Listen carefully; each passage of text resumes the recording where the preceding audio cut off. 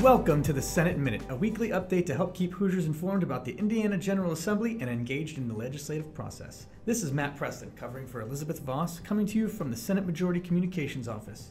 This is the 9th week of the Indiana General Assembly's 2018 legislative session, and a lot has been going on over here at the State House, as today, February 27th, marks the deadline for House committee reports, and this Thursday, March 1st, marks the same for the Senate.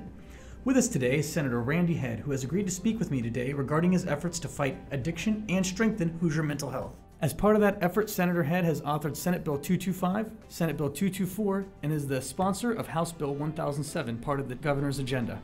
Senator Head has been gracious enough to share some of his time and sit down with us here today and discuss a few of these matters in detail.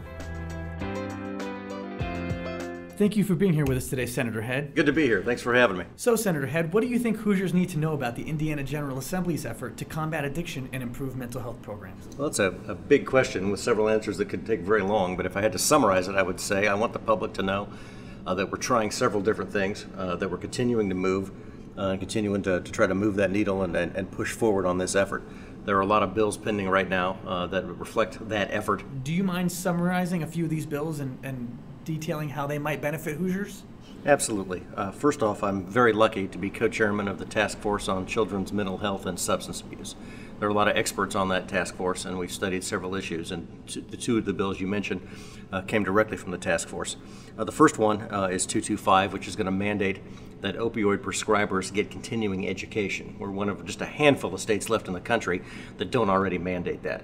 We don't require them to get more education than they already have to have, but we say of the hours already required, at least two every 2 years need to be about opioids, which is not a very heavy lift. The State Medical Association, the State Nurses Association, the Indiana Academy of Physicians, and several other professional groups were instrumental in helping write this bill and push it through. They've all been great partners. But this way, if you prescribe opioids, you need to take some classes and learn about, say, alternatives, best practices, things that can go wrong, how they go wrong, dosage, all that kind of thing, and I think that'll be valuable going forward.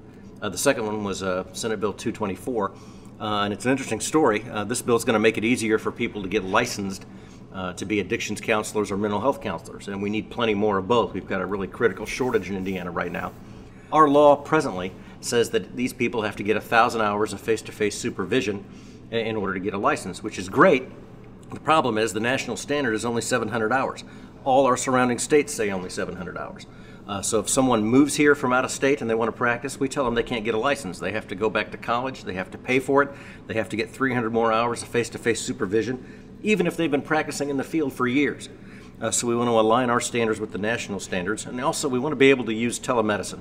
There are 20 counties in the state of Indiana that have no one who can do this face-to-face supervision, and they need people there. They need addictions counselors. They need mental health services. So we say up to 50% of the supervision can be done by Skype or some other similar technology, by video, so that people can get in those counties where they're desperately needed. The last bill you brought up was House Bill 1007. This is a governor's bill, and I'm glad to be the Senate sponsor of this bill.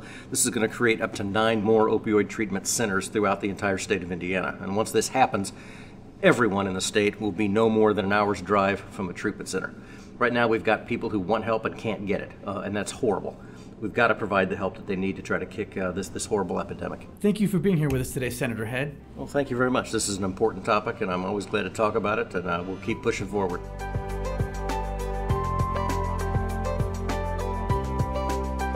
Remember, you can track the progress of these bills and others by going to www.iga.in.gov and using the search bar in the top right-hand corner. Thanks for listening. You can subscribe to the Senate Minute on your Apple Podcasts app or listen at IndianaSenateRepublicans.com. Just click on the Media Room tab and then click on the Podcasts button. Join us next week to learn more about the bills being heard in Indiana, the crossroads of America. From the Senate Majority Communications Office, this is Matt Preston filling in for Elizabeth Voss. Have a phenomenal week.